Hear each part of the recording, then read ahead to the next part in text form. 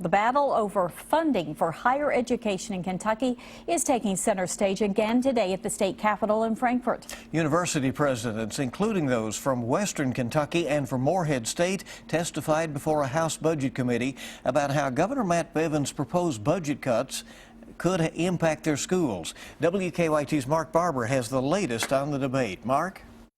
As hundreds of students protest the governor's proposed budget cuts outside the Capitol, presidents from several universities are testifying before a subcommittee that is reviewing the budget proposal, asking them to consider how it really could threaten the future of their universities. Morehead State University and Western Kentucky University are the latest universities to throw their weight behind the fight over funding for higher education.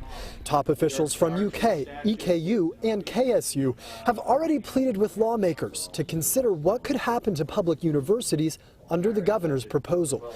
That proposal outlines a 4.5% spending cut for the rest of the fiscal year. The university cuts would increase to 9% over the next 2 years. The governor says the slash in spending is needed if the state is going to start bailing out the state's multi-billion-dollar pension shortfall. So what could the cuts look like for students and staff?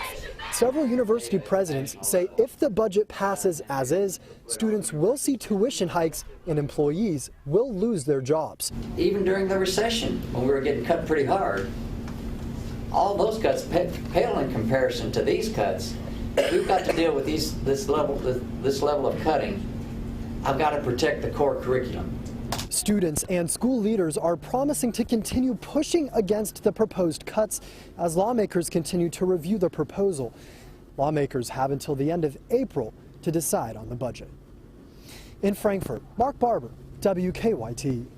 Mark, thank you. And one question university presidents say that they are asking the governor is, why does he want universities to bail out the state's pension system when the schools are driving the state's economy?